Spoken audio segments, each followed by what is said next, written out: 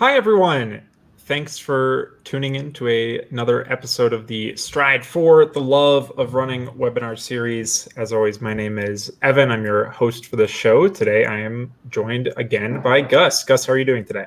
I'm doing excellent, Evan. Awesome. Well, we're really excited to do another Stride-based presentation. We're going to be talking about time trials today. So, starting off, I just want to let people know, if you're watching this stream live on YouTube, please feel free to go like the stream, give it a thumbs up. Also press that subscribe button. If you are watching on Facebook, feel free to keep watching there, but also go to our YouTube channel and subscribe to it so you can keep getting notifications, keep seeing videos.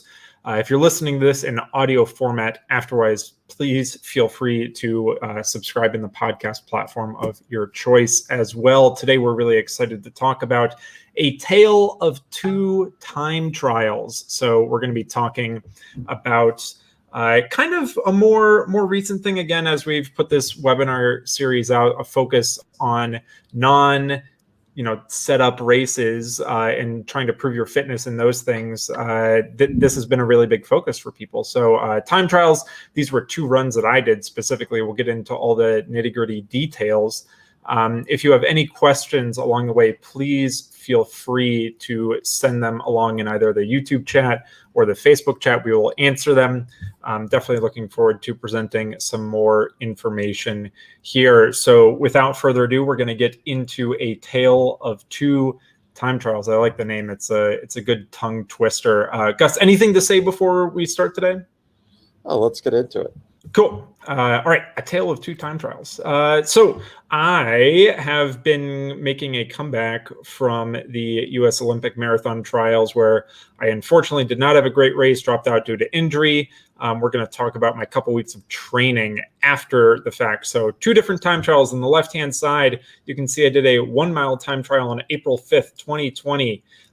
Extremely hard race, 1 mile, 345 watts average. On the right side, a little less than a month afterwards, I did 2 miles at 345 watts. So these were two separate, distinct time trials. We're going to look at the training leading up to the first 1 mile time trial, the training in between, and then comparing some of the stuff. And we're going to talk a little bit more about the strategies we think that you can employ, especially right now as more people are turning to time trials to validate their performances and prove their fitness instead of just improving their fitness during training.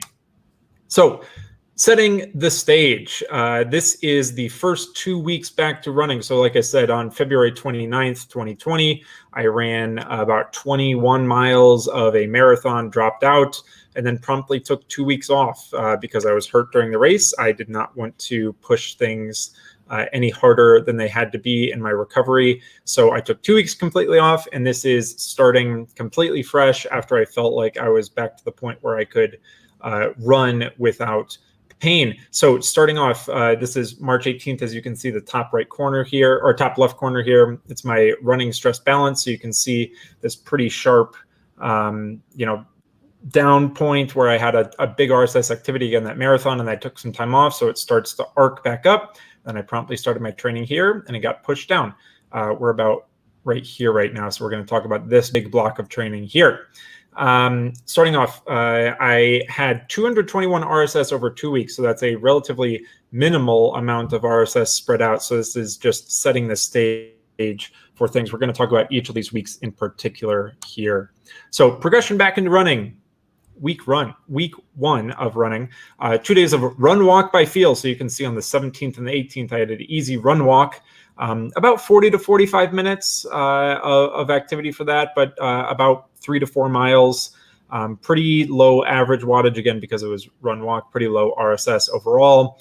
Then I took a day off again, and then I had 3 days of around 35-ish minutes at 220 to 230 watts. That's about 65% of my previous CP, so that's very easy for me. I've talked in the past about how my typical easy wattage for my general level of fitness is about 250 to 270 watts for me. So from 220 to 230, it's pretty easy. But the one thing I wanted to highlight that was pretty important here is that I had 2 days off, not trying to push too hard again in this first week of running.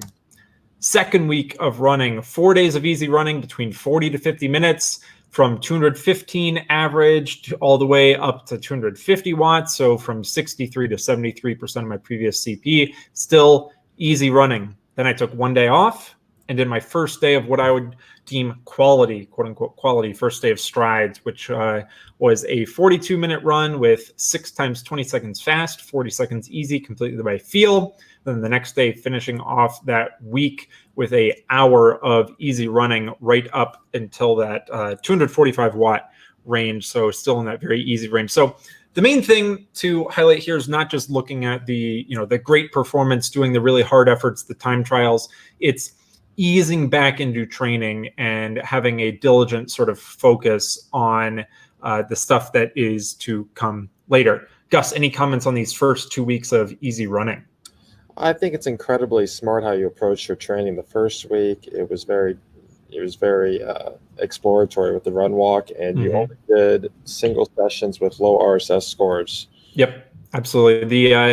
The thing I absolutely love, because unfortunately, like many runners, I've had a couple injuries over the past year or two. Before that, I was very, very, very resistant to injuries, but I have really embraced coming back from any aches or pains with run walk. I think that starting at a minute running at a very easy effort, a minute walking at a very easy effort is a great way to come back. So I wanted to make sure that my body was all sound, that I felt good while running. So I started with that easy run walk again, just to start back the training. So that was the first 2 weeks of running. Looking a little bit closer at this stride, so 6 times 20 seconds fast, 40 seconds easy by feel. I think that to have a first effort completely by feel is totally appropriate. Even though it's absolutely okay to focus on power, focus on, because this is a neuromuscular activity, focus on pace potentially. Having strides here as a first effort by feel means that I can have something to compare to next time. So just highlighting here, I was around 350 watts for the peak of one of these reps. It was about 5:07 pace. This was a relatively flat terrain. So starting out by feel so I can have something to compare to going forward is a great thing to do. So this is the week of the first time trial, 7 days of running, 2 days of strides, 1 time trial. I have the little orange arrows here to point at the 2 quality sessions. Again, for strides and for this terminology, just assume that I'm talking about 20 seconds hard and 40 seconds easy, typically aiming for somewhere above around 340 to 350 watts, all the way up to around 400 watts, depending on how I feel. The thing that I wanted to comment here is that this week I was focusing on running 7 days.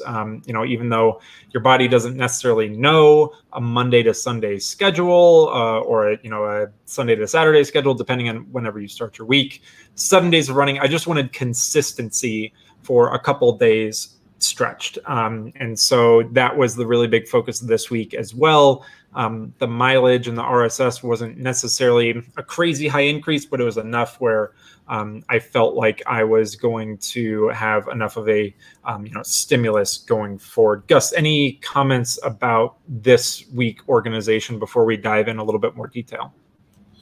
This makes sense. I think I have some questions on the strides, but I think we will get to those. Sure. So extremely hard race. This was my 1 mile time trial. We're going to compare things as we go on. But the thing to know about this time trial, it was after doing about an hour easy running. So I wouldn't say I was 100% fresh, but I was fatigued enough where I thought I could still give a good effort. The thing you might notice is you see this slight increase, the scaling and power center, because it's not that much of an elevation change, but it shows this slight uphill and then slight downhill. And you can see the power kind of react to that as well as pace. So, my power is a little bit higher, my pace is a little bit lower. And then as I go back down the hill, my power drops a little bit, my pace increases a little bit. So I could have done a better job reflecting after this. I could have done a better job picking it up after, around the 2.5 minute mark here. The thing mainly to notice though here is my average. So I averaged 345 watts. My pace for the mile was 5:09, and for me this was pretty motivating. Again, this is after only a couple weeks of running, no real like quality threshold workouts, no interval workouts, only 3 sets of strides over a couple weeks. I've run a half marathon at this pace per mile, and that was at sea level, but here in Boulder, we're a little bit above 500 or 5,000 feet altitude. So all the excuses up there to say I definitely have done better than this in the past, but this was a good place to start overall. I was very, very happy with it. It absolutely felt all out. And I remember being very excited afterwards, the fact that I was able to put in a hard effort without any pain, without too much fatigue, but I was able to give myself a great baseline. And that's one of the mindsets that I like about early season time trials, is that it doesn't necessarily have to be a PR. It doesn't have to be, a season's best. It doesn't have to be something that you've done better than your past 90 days, although that's always great to have a new point on the power duration curve. But a time trial can be a way to give yourself a great baseline to train off of, and then to also improve off of after a couple weeks of training. And that's what we're mainly going to dive into here. So I was very happy to have a mark at 1 mile of 345 watts. And we're going to talk more about how I developed the training plan and then how I improved over the couple weeks. Gus, any comments before we move on? I think one important thing to note is I think a lot of runners would be afraid to approach a 1 mile time trial, especially coming off just a few weeks of training after recovering from injury. But you did do those strides, and those strides came out pretty well. They came out above this power target. So yep. Holding the sub-maximal power underneath those strides, and you did 3 stride sessions. So I think that you had the great confidence going into this effort. Yeah, absolutely. And, the other comment I'd say here is, my mile PR is from years and years ago. I ran like 4:23, I think, for a mile when I was in college. So I've run much faster than this. And initially, as a runner, I think that I'm scared to, like you mentioned, some people might be hesitant or scared or fearful of running such a short distance. I think it's fun. It's very fun, especially right now, if there are no, races on your calendar for the next couple weeks to months. As a self-proclaimed marathoner, longer distance athlete, I think it's very fun to get the chance to have this opportunity in training, and that's what that mindset should really be. So I had never been happier to run, a mile over 5 minutes in my life. This was probably the most rewarding time trial mile that I have done in my life. So I'm very, very excited. I'm going to move on to the next slide here. The next week of training. So like we talked about, I had about 220 to 230 RSS over the first 2 weeks of training. And I've started to ramp back up. Again, that first point that I started training at was at the top of this curve here around 16th, 17th of March.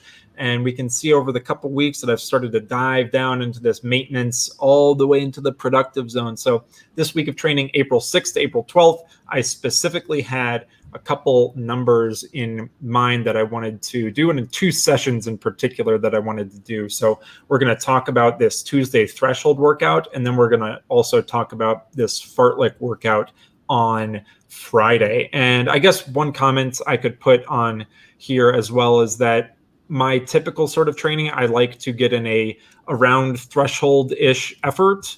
And that will either mean intervals that are broken up.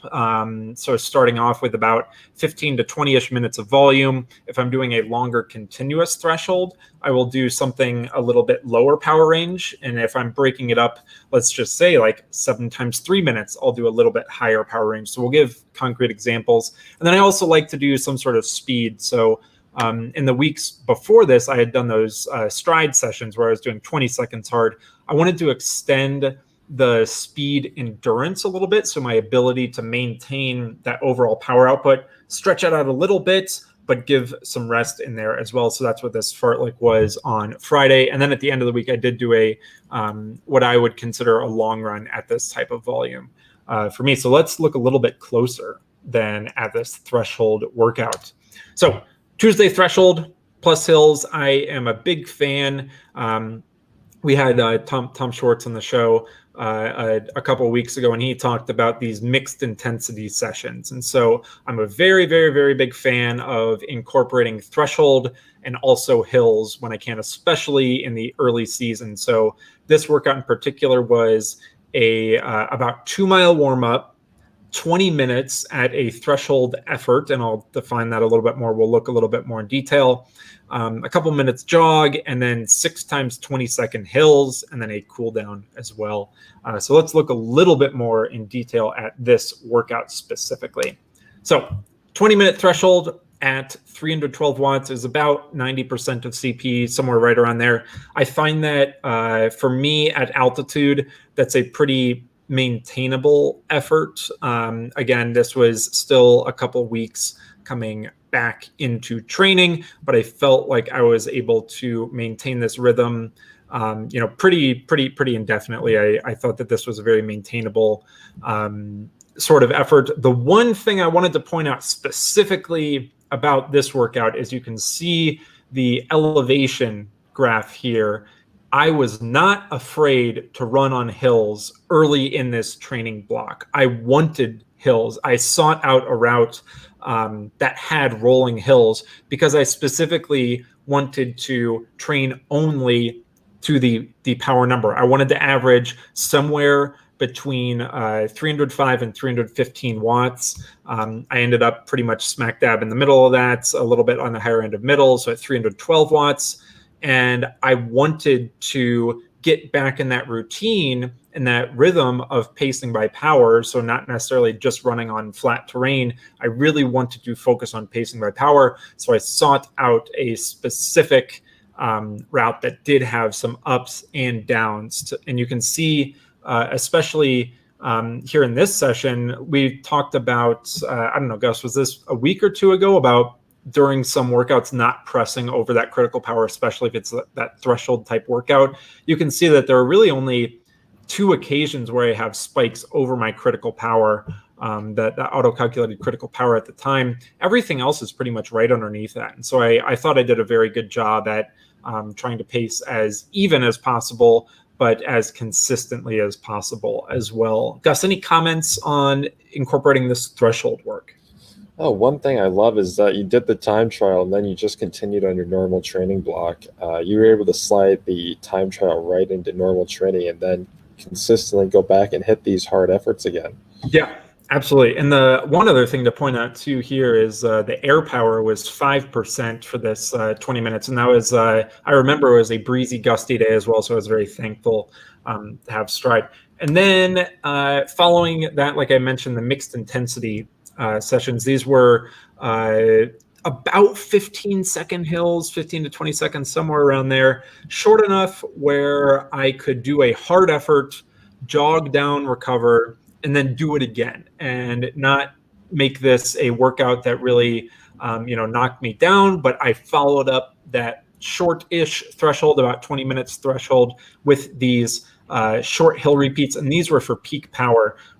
Something we did mention about, I think it was last week's webinar when we talked about the insights into something like hills, right? How I know going forward, I hadn't done that hill workout that we analyzed yet, but I know going forward that I really need to focus on keeping a higher cadence, and I need to focus on not being lazy with hills. So you can see this first repeat and this fourth repeat, I was a little bit lazier than I should have been. I should have been about 410 to 420 watts for all of these. The first and fourth, I slacked off a little bit, but we can see that the rest of the repeats here were great. I was aiming for peak power output. And so this was just a great way to cap off what I thought was a very productive threshold session. Gus, any comments on these short hills?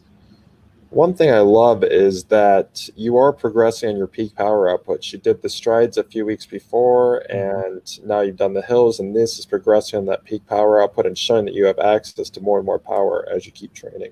Absolutely. And I think that's something that is probably a pretty, the cliche I like to use is low-hanging fruit. It's something that's very easy to do, very easy to incorporate, but the benefits are amazing. So if you've never done short hills following a threshold session. It's not necessarily us saying you have to do that, but it might be something to explore. You might have a lot of enjoyment with it, especially if you are, what I'd consider a classical distance runner who only does, your max speed work might be your 5K, effort, right? Your 5K power, your 5K pace.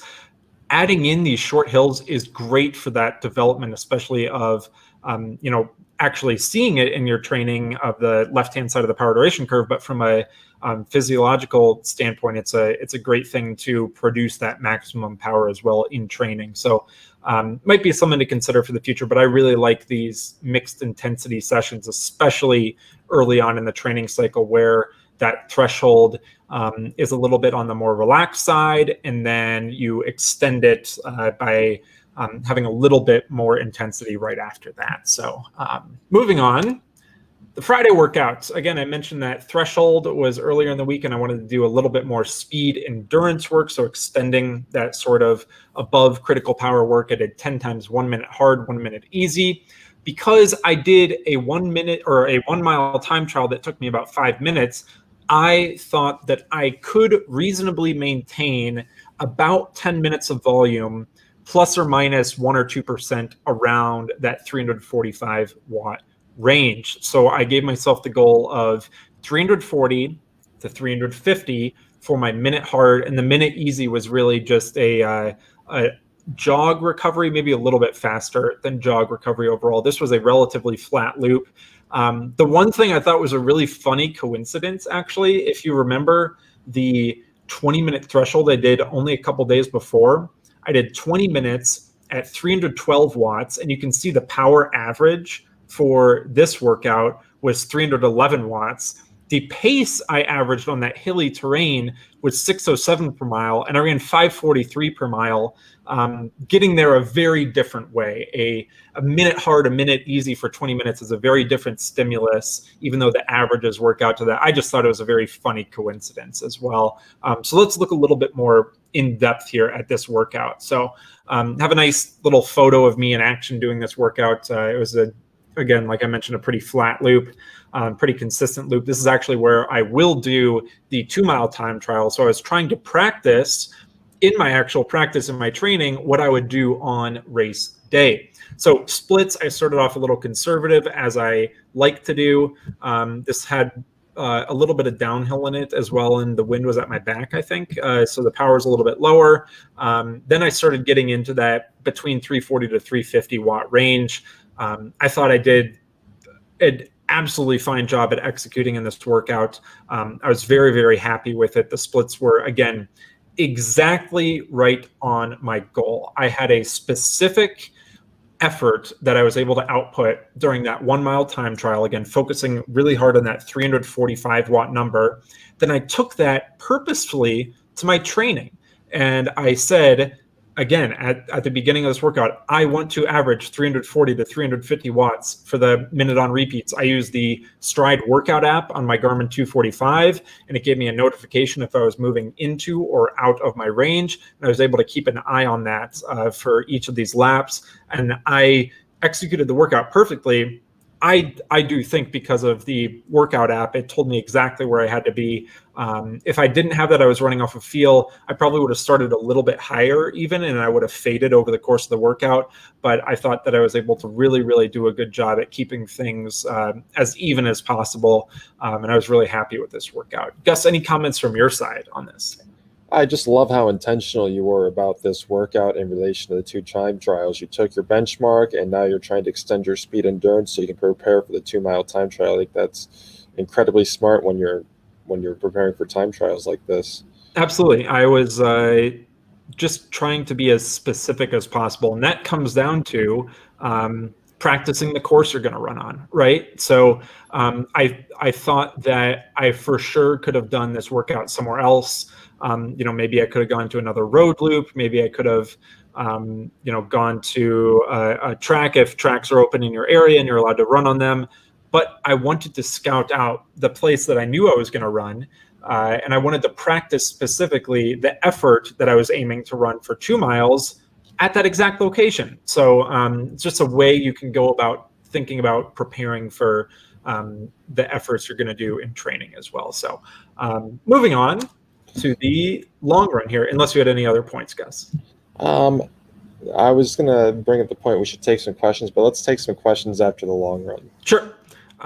So long run here, just capping off the week, pretty easy long run, relatively, about 75% of my critical power. I can, do long efforts much higher than that, but this purpose was only getting time on feet. Just happened to work out 11 miles around 80 minutes was great. Again, 250 to 270 is typically when I get back into training that easy effort. I wanted to get a little bit of hills in here as well, so I did a little bit of rolling terrain, especially at the beginning. Overall, I was super happy with this training week, especially with the threshold workout going so well. Again, that mixed intensity session, then having that speed endurance work, that introduction to speed endurance work on Friday, and then having just a relatively easy time on feet long run, I thought was great. Let me serve some questions up to you here, Sure. Evan. So Chris asks, how do you determine your power goal for a time trial? Is it predicted for race distances in the Stride Power Center? Yeah, that's a great question. So for me, I thought that I could have used Power Center, and I would definitely advocate for people using their modeled curve. So if you go to Power Center, you click on the little toggle that says Auto CP Modeled Curve. That's a great way to figure out where Stride thinks your ability is based on the data it has, right? I wanted to start off this training block by just doing a hard mile completely by effort. And this ended up actually being dead on what my predicted power was going to be for that effort as well. But for me personally, I thought that it was absolutely fine just to go into it, to have that baseline performance going off of effort. And it ended up working out really well for me. So we have a question on shoes here from Cliff Barnett. And Cliff asks, how do you think the Alpha Fly has affected the wattage and time for the mile time trial? So maybe you could talk about what goes into a shoe choice and Sure. how that shoe choice affects your time trial. Yeah, give me 1 second here, actually. Yeah. So I keep my shoes on a nice, 12-foot rack in my apartment because I have so many. Just kidding. But I wore, the Alpha Fly. I got these at the Olympic trials. Very, very, very cool shoe. I thought that they are probably suboptimal for the mile race distance. That's what I consider a little like too much shoe, just because there's a lot underneath your foot. They definitely shine probably at longer distances. I thought that because I ran in a different pair of shoes at the Olympic trials, that this was the first time I'd get to use them in a hard effort. So I really just wanted to see what they felt like. Again, I mentioned on that mile time trial, there's a little bit of uphill to start, a little bit downhill to finish.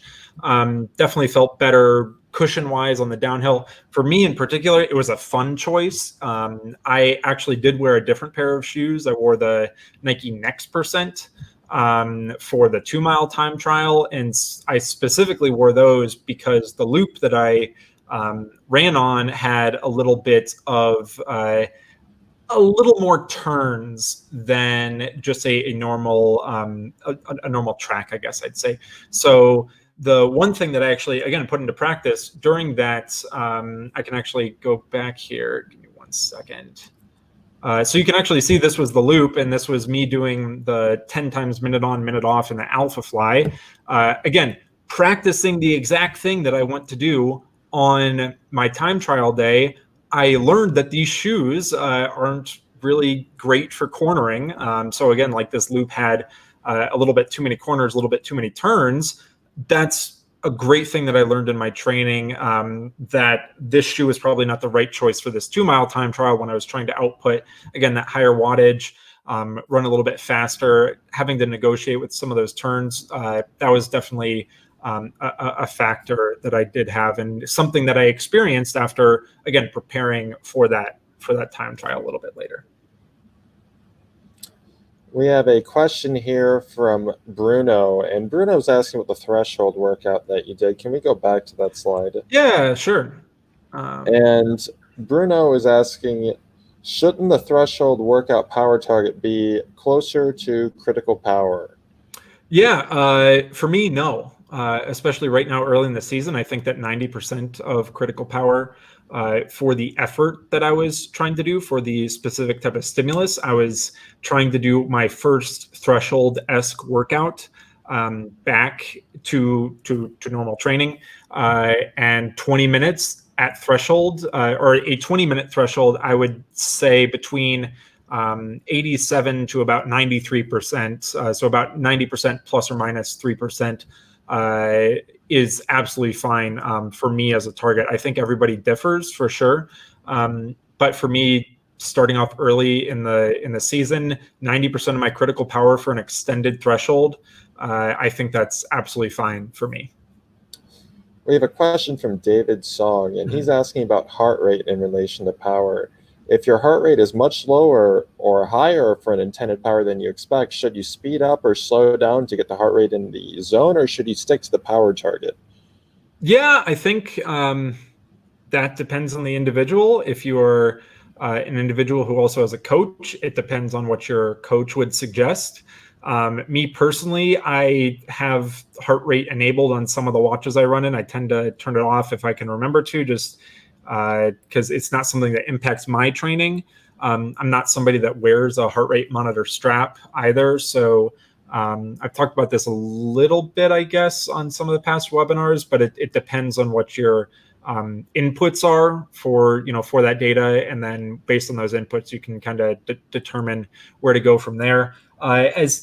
As far as heart rate being much higher or lower for the intended power zone, again, I would say if you have a coach that typically prescribes stuff, or maybe is a little bit more experienced dictating stuff specifically off heart rates, then that would definitely be a question they could probably answer. As far as training based specifically on power, I find a lot of success sticking to the exact wattage ranges and percentage ranges that I prescribe in my training, because I feel that those are intelligently informed and it is stuff that I know is reliable for me.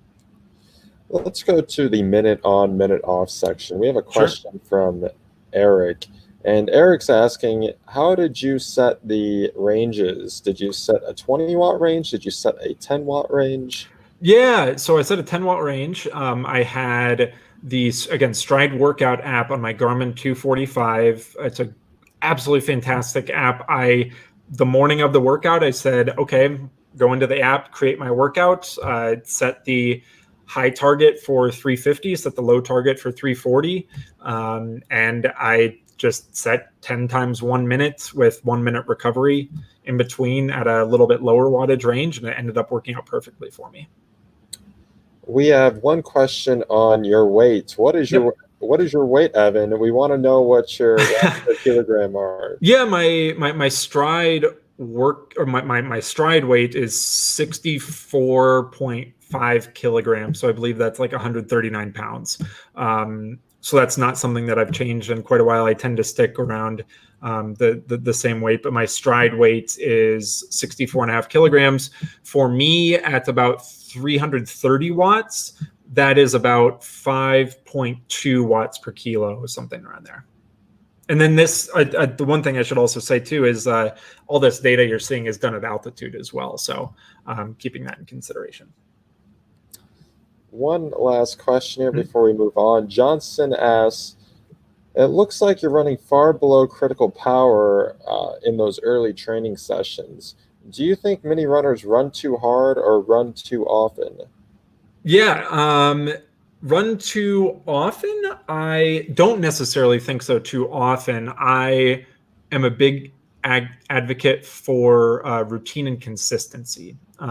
So for me, I find that I do best when I have a set routine, I have a set pattern in my training. So if it is convenient for you to be able to get out the door, and this is something I'll actually talk about a little bit later in the presentation, if it's convenient for you to get out the door and get a run in, I'm a huge advocate for that. I think it helps me in like an incredible amount, balancing, work and life.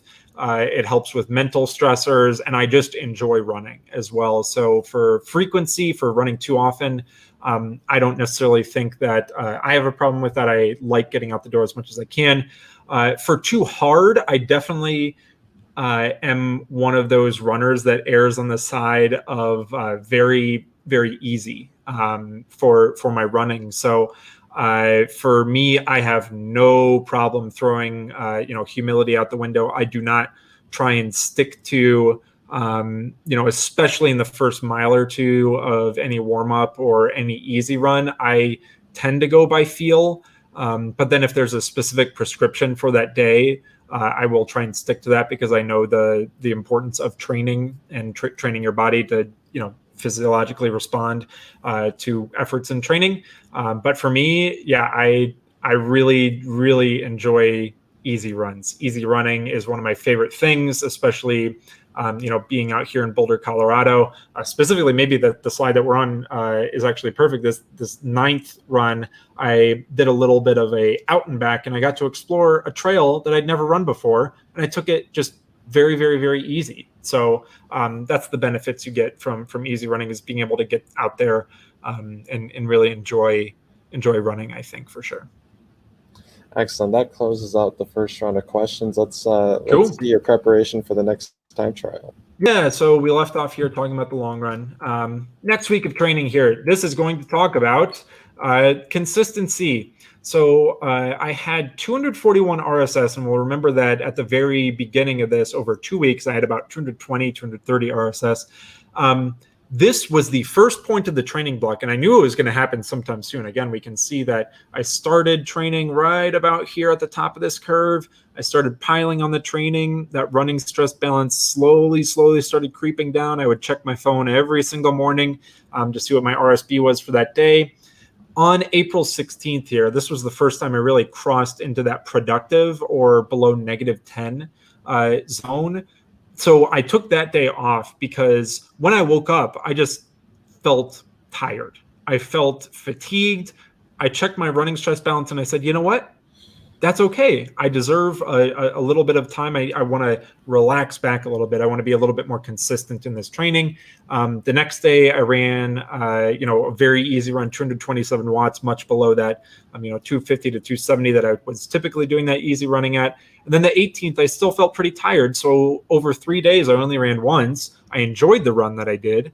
But I really, really, really trusted in seeing that running stress balance number reflect on the fact that I was starting to cross into that, that negative, below -10, that productive zone. But for me, I really wanted to back off and take things a little bit easier. So this week, I thought that the best thing I did was not running actually on Thursday and Saturday. And I had 2 really good workouts because of it. On Tuesday, we'll talk a little bit more about this split up interval threshold workout. And then on Sunday, I had a really good long run where I also did a hard continuous threshold in between there. Gus, any comments on this before diving into the details? Well, I think what you did was, once again, I'm going to say, was very smart because you had a huge training ramp, so then you just maintain the RSS. If you just maintain the RSS, the RSB is not going to drastically dip down again. So you just maintain the same training load. Exactly. Cool. So this is that Tuesday workout. I always do love reflecting back afterwards. When I was putting this together, I really thought it was kind of an insight into how I think about, my efforts. You can see the little simple smiley face emoji. This meant that I was feeling good or great during this workout. Even though the workout felt like I was pushing a little bit hard, I felt really good here. So I really like reflecting on the little emojis afterwards. This workout specifically, like I mentioned, I started that first week with 20 minutes continuous at about 90% of critical power. This workout was 7 times 3 minutes at about 95% of critical power. So again, approaching that little bit higher end. I, again, used the Stride workout app on my Garmin 245, set it for 320 to 325, a 5-watt range. That's what I set it for. And you will see how close I stuck into this range in particular. The other thing that I had here was a 2-minute recovery specifically at 250 to 270 watts. And I actually did a very bad job in the first 3 repeats of sticking down in that easy range, which made the workout a little bit harder at the end. And so just for illustration purposes, you can see that the orange power line follows pretty darn close, a couple spikes right up to critical power, which was the kind of main point of this workout, is just slowly add in that overall time. So this was 21 minutes worth of effort at that 320 to 325, a little bit more intense than that 310 range that I ran before. So let's look a little bit closer at this workout. Workout details. So you can see in the table here, these are the on repeats. This loop that I ran in particular, the GPS track, I had turned GPS off, left GPS off here, so there's no illustration of the hills here, but this loop is relatively rolling, which you can see from the pace reflecting off the power. So power, again, my goal was to run between 320 to 325 watts, so a incredibly small range. And I did exactly that because I was able to see my lat power in real time in the Stride workout app. I set it up to show me my lat power. I just tried to stay right in that 320 to 325. I went 321, 322, 325, 322, 322, 327, 325. So the pace fluctuated, especially look at the last 3 repeats here. Repeat 5, I was able to do 322, 519 pace. Repeat 6, 327, so 5 watts higher, but 21 seconds slower per mile at 540 pace because I had to overcome some hills. Then repeat 7, I was able to have the pace be a little bit more in my favor because it was a little bit downhill, but I finished right at that range there. So I was super happy with this workout. Again, it's nothing fancy, nothing crazy, just 7 times 3 minutes, a little bit higher power range than I was able to do for 20 minutes continuous, but a very purposeful, structured workout that I was incredibly pleased with. Gus, any comments on this workout? Well, one of the funny things is that the repeat that had the highest power actually had your slowest pace. Exactly. So that just shows that was on a slight uphill, and even on a slight uphill, you did a tremendous job at controlling your power. Exactly. I really valued, and this isn't just me saying it, but the Stride workout app on the Garmin that I was using, same function again on the Apple Watch, but making a power-based workout and just following the lat power, I think, is the easiest way to have success in your training. It is so incredibly useful to have as a training tool. It just takes the guesswork out of it, and it keeps you really focused on the goal that you set up. When I set up these workouts, I have a very purposeful goal in mind, and once I run these efforts, then I know what I can improve on for next time. But this gives me the ability to really run well in real time, I think. So I'm going to move on to the next one here. This is Sunday threshold. So I did this in the middle of a long run. I extended out the, and you can see actually my CP has dropped a little bit over time as some activities have fallen out of the consideration window. So I tried to stay right around that 310 watt range and then just extend this out 10 more minutes. So if we remember the beginning 20 minutes when I ran on a pretty rolling up and down course, my pace per mile was 607 per mile.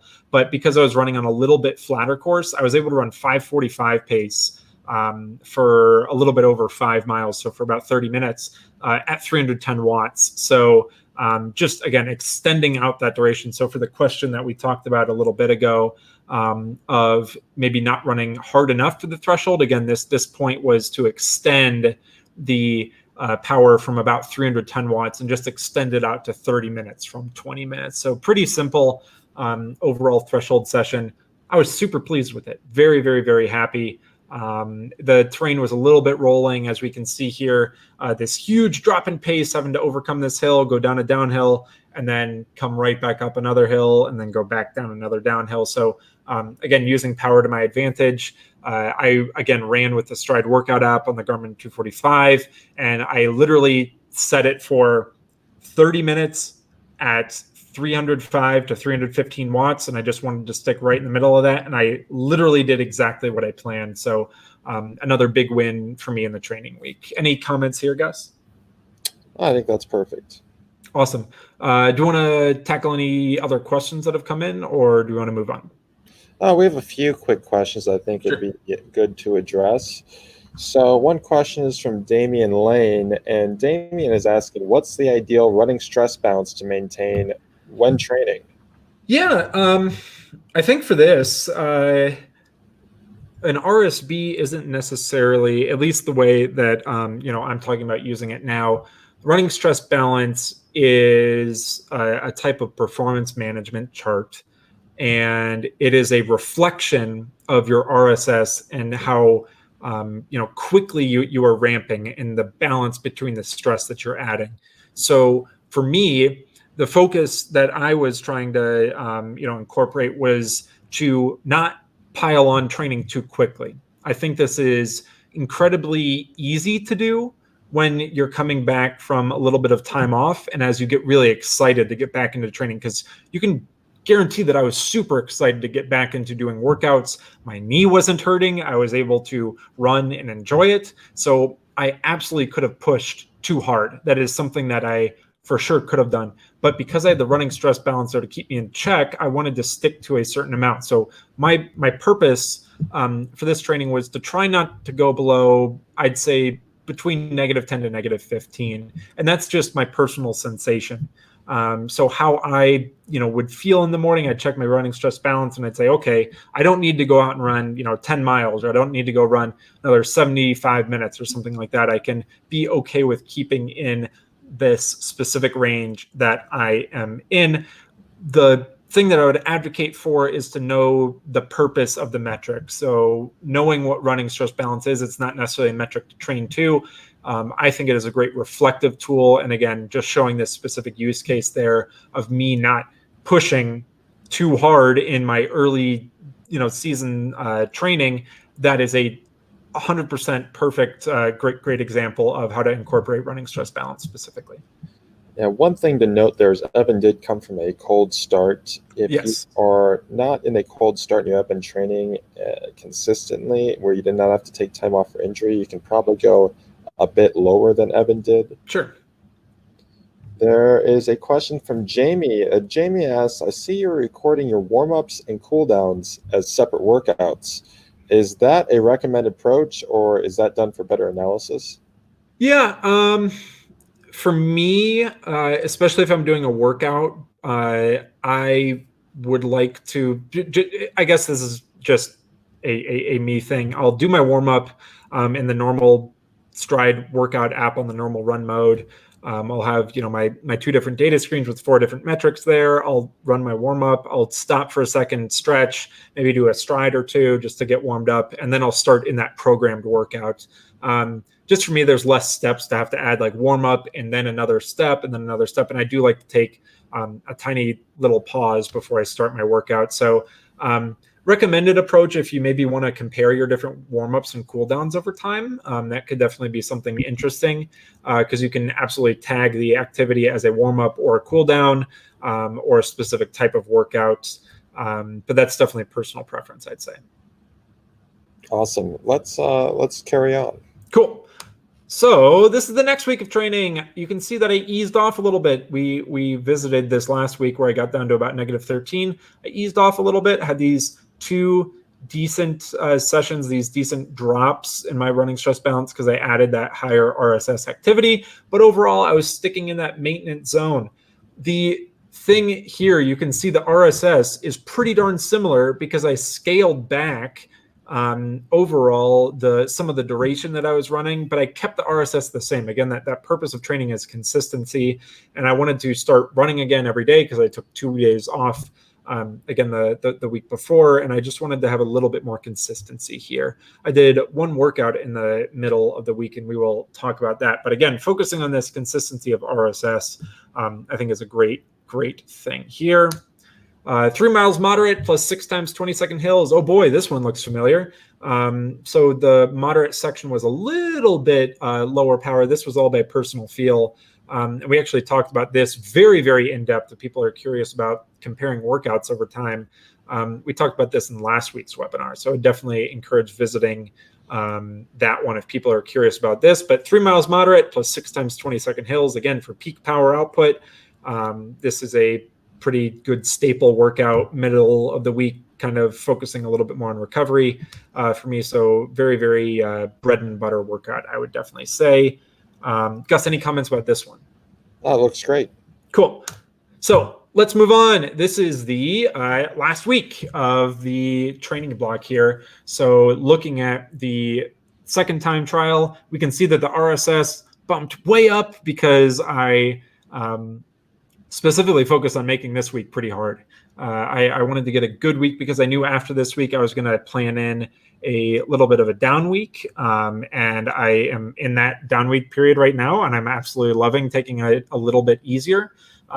So we're going to talk about how I prepared for the time trial, and then how I actually executed in the time trial, and how I finished the training week as well. So on Tuesday, we can see a sort of pattern here. So if you remember, the cruise intervals, or the threshold repeats I did a couple of weeks before this, I did 7 times 3 minutes at 320 to 325. So my CP is now dropped to about 329. So I'm getting close to my critical power, but I am keeping that overall duration of intensity the same. I'm just extending those individual periods at critical, or right at about my critical power, right at about my goal. So I did 7 times 3 minutes, which is 21 minutes of volume. Now I have 20 minutes of volume. And then I also tacked on 3 times 1 minute at above 350 watts, again, because I'm focusing on the time trial a little bit later in the week. Let's look a little bit more in depth at these workouts. So workout details. Going to sound like a broken record here, but I use the Stride workout app on the Garmin 245. I set 320 to 325. I came in just under that for the first 3, but I would rather be just under that, right at that goal. And then I finished the 4th one absolutely perfectly. This workout, again, it was run on a relatively rolling loop, so you can see the pace fluctuate: 524 per mile, 548 per mile, 515 per mile, 532 per mile. So all over the place in terms of pace, but the only focus was being right around 320 to 325. I thought I did a great job of executing there. And then again, I wanted to run above 350 for the 1 minute repeats. The pace kind of cut down a little bit from 502 down to 455, but the power picked up 352, 351, 355. So overall for me, perfect workout, super duper happy with it. Executed perfectly, I think, for the time trial to come later in the week. Gus, any comments about this workout? I just love that you're pushing the power hard after some already pretty hard sessions. That's a great way to stress the body without having to run consistently, doing tons and tons of fast intervals to pre-fatigue it and then go for those harder intervals. Yeah, absolutely. And this is going back again when we had Tom Schwartz on the show talking about mixed intensity sessions. This is absolutely mixing intensity. So if you're a person that normally does something like 4 times 5 minutes right around your threshold, maybe consider adding some 30-second or 60-second hard reps. It doesn't have to be a ton of volume, but taking advantage of that mixed intensity, I think, is a great thing to do. So let's move on to the 2 mile time trial. I did a 2 mile time trial, averaged 345 watts. So over the course of a couple weeks of training, I was able to extend my 1 mile power all the way out to 2 mile power. And then we're going to compare some of the metrics here from the time trial, the 1 mile and the 2 mile time trial. So comparing time trials, power 345 and 345, pace 509 for the 1 mile and 507. I ran on a little bit flatter terrain. Again, I focused on the specific course that I was going to run on a little bit before in some of the training sessions. Cadence, interestingly, a little bit higher. Form power, the exact same. Ground contact time, a little bit lower. LSS, a little bit higher. 10.0 is good for me.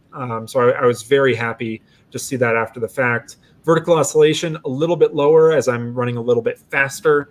And air power is a little bit more windy, specifically on the 2 mile. I remember in certain patches, especially on what I'd consider the home stretch, running into the wind at the very end was definitely a little bit more difficult for sure. But I was so happy to extend that 1 mile time trial power out to 2 miles. That was such a reinforcement mentally that I got in a good training block for a couple of weeks, and I was able to specifically improve my fitness, specifically training with Stride. And then when it came time on race day, I was able to prove my fitness as well. So the target for me was above 340. I thought that I could run anywhere between 340 and 350, but I really had that idea in my head that I could run about 345. So it was so fulfilling to run that specifically, and pretty much pace it perfectly. If we go back here, we see that for the mile splits here, I averaged 345 and 346 for the 2 mile splits, and I literally paced it pretty much as even as possible. The one thing we talk about with some of those threshold workouts is we don't want to go below critical power, right? Well, I did a great job at staying above critical power, maybe this tiny little bit right in the first 2 minutes here. But overall, I gave myself, a relatively conservative start, worked into it. And then as we talk about pacing some time trials, right, we give ourselves the ability to start out a little bit conservative, get right up to our goal in the middle, and then be able to grind at the end and be able to give ourselves the ability to finish well. So you can see this little ramp up here. I was able to specifically go up to about 355 to 360 watts for the very end. And that is what I consider a perfectly executed time trial. Comparing them side to side, we can really see that the data really supports and shows that I was able to extend my ability over 1 mile to 2 miles with just a couple weeks of training. One thing I think everyone should take note of is Evan's leg spring stiffness.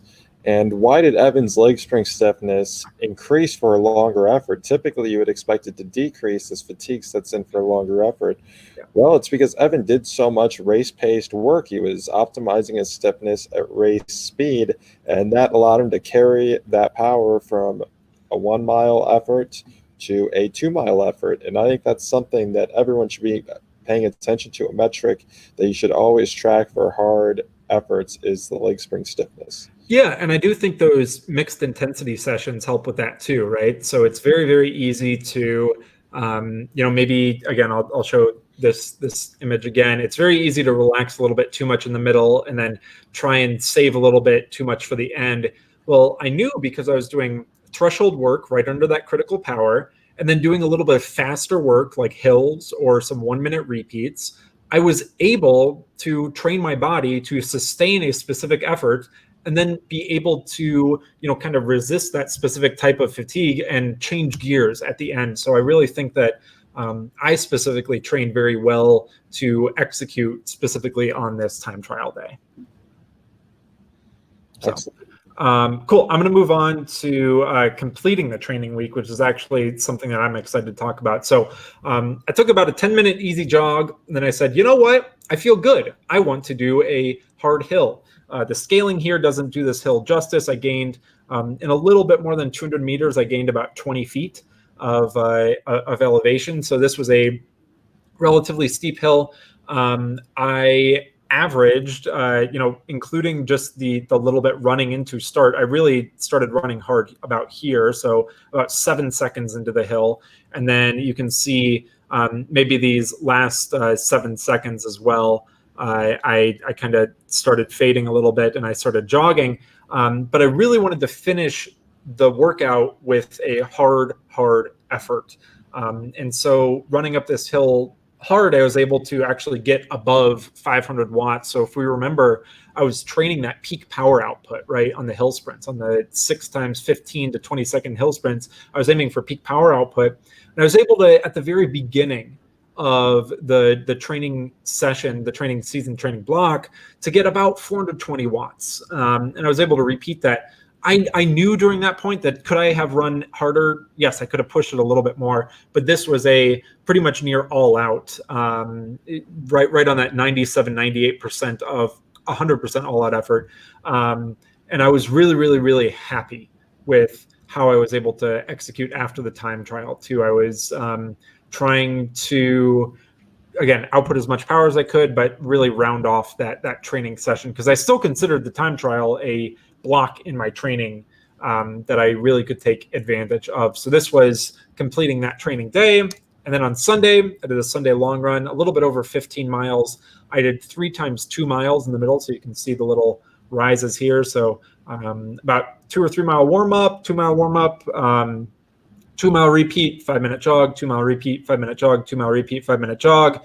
Did a little hard section here, and then I had a little bit longer cool down.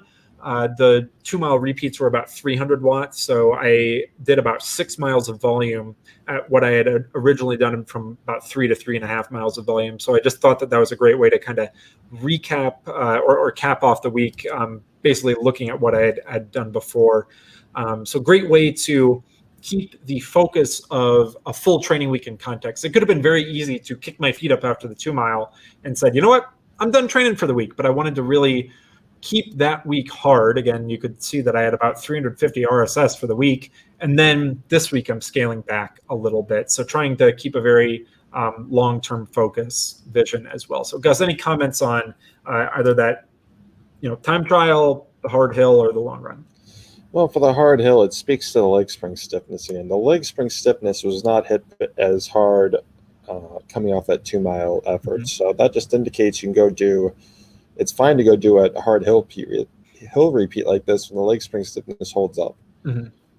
Absolutely. And then Sunday long run, yeah, I was happy to get the duration close to 2 hours as well. So very, very good. Improvements in the power duration curve. This is one last thing to talk about. So we can see this very left image here. I set a new 90-day best all the way out to 43 seconds. So we can see just above 500 watts I was able to maintain for a decent amount of time. And then as I, started a little bit slower, finished a little bit slower, I still set a up to 43-second 90-day best for that hard hill repeat. So I was ecstatic about that. This middle image here shows that 1 mile time trial about a month ago. And that represents my best from about 2 minutes all the way to 3:40. And then all the way from 3:40 to 10:20, that 2 mile time trial has replaced that time duration best. So very, very excited that the training I'm doing now is representing more of my current shape and fitness, and my power duration curve reflects that as well. So very excited for that. And I'm going to keep targeting my power duration curve to have some ideas about different time trials I can do, but also see how my fitness is kind of evolving over time. Let's look at the takeaways, Gus. So number one, ease back into training with easy running. This is something I really focus on, something that I absolutely love, taking things easy, really having fun with training. But we can see that, again, the first 2 weeks, I had about 220 to 230 RSS total. And then this last week of training, I was able to do 350 RSS, and now I'm backing down a little bit. So start off easy, ease into training, maybe be a little bit aware of the running stress balance if you're coming in from a cold start like I was. Definitely identify how you feel personally on those days when you see different running stress balance numbers, but keep that in mind. Number two, don't overload your RSS, RSB, exactly what we talked about. Don't push too hard too early. Keep that in mind. Again, these are metrics that can be reflective. It's not necessarily prescriptive.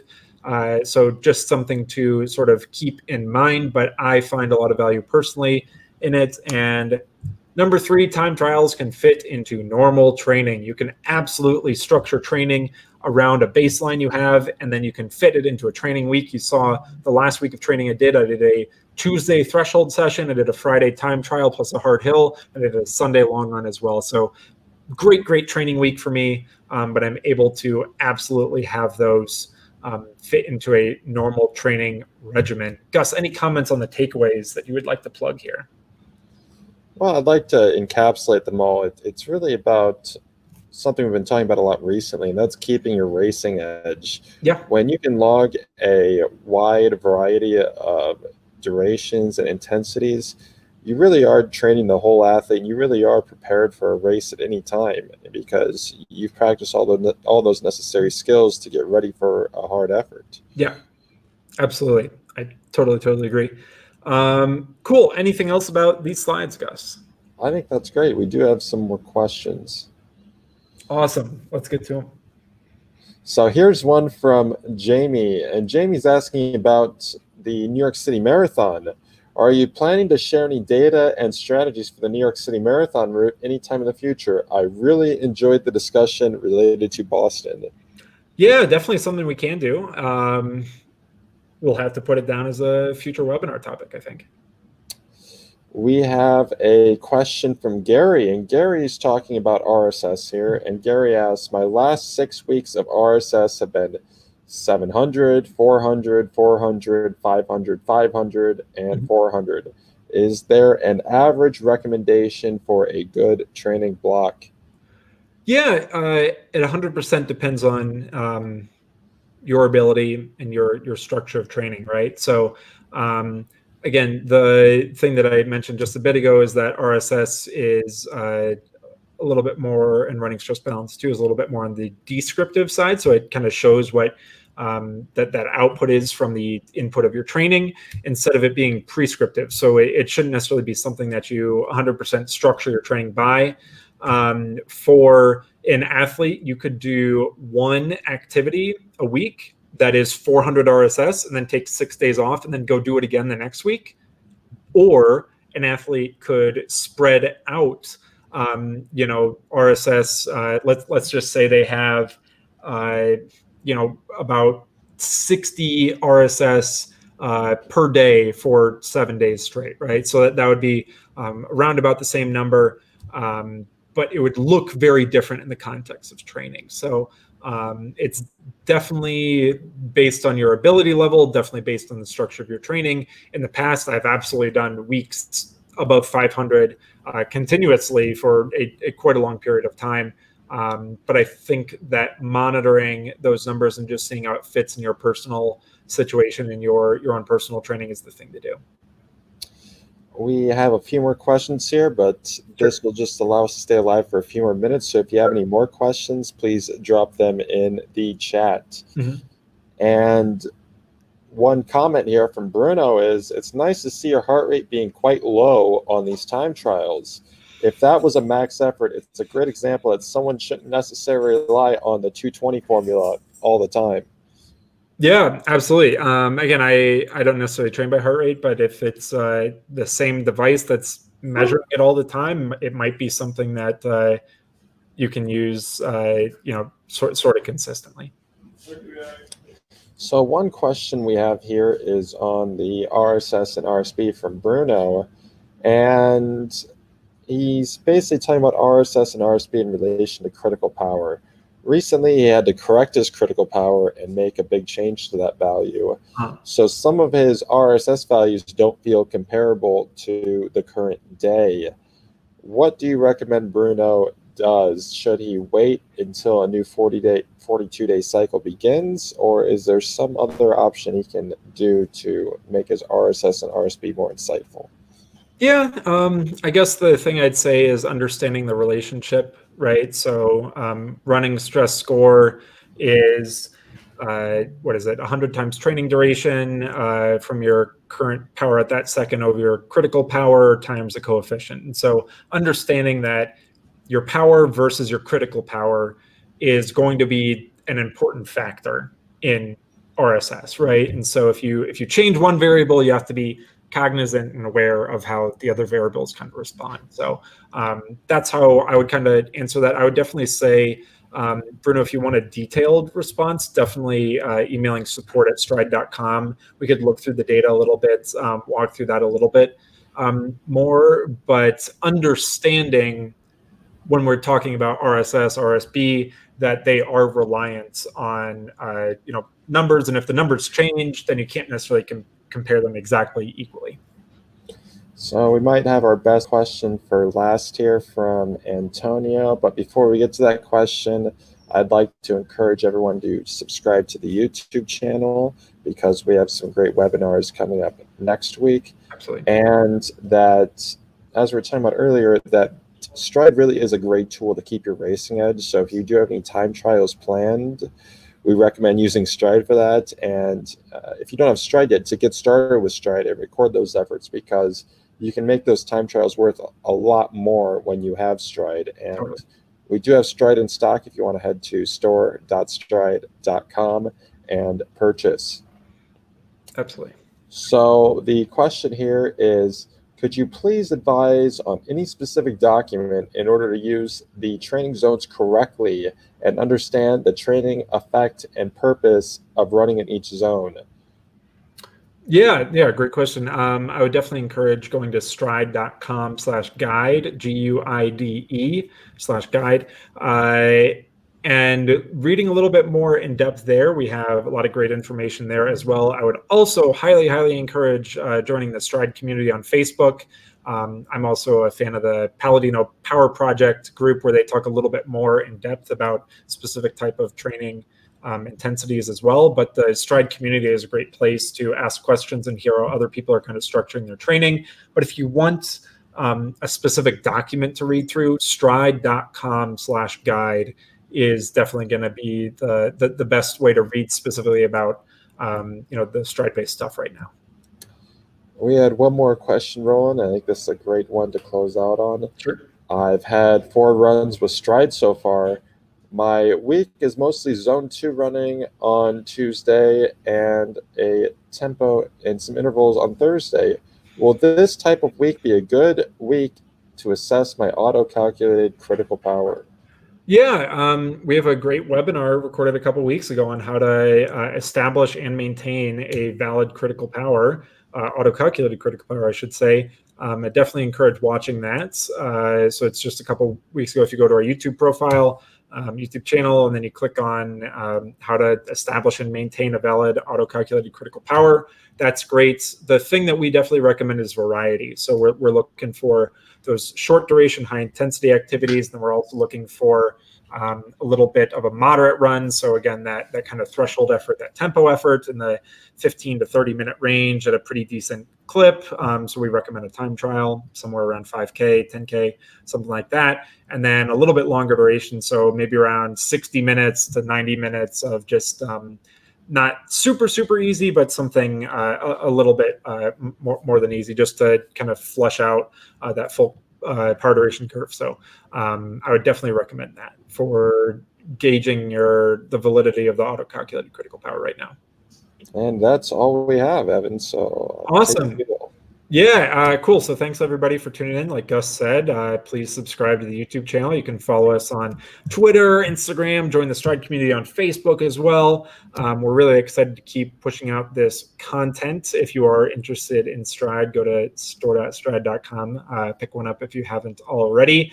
And I would champion anybody watching right now that has a Stride. Go tell a friend who doesn't have Stride about this webinar series if you found it useful. So we're really excited to not only talk about the Stride stuff that we're doing once per week in these end of the week recaps, but we're excited to keep bringing experts and different interesting people to the Stride webinar series, the For the Love of Running series. We think it's really fun just to hear from different people, different backgrounds. So thanks again for everybody tuning in. We really do appreciate it. And we will be back next week with another episode. Bye-bye. Thank you, Striders.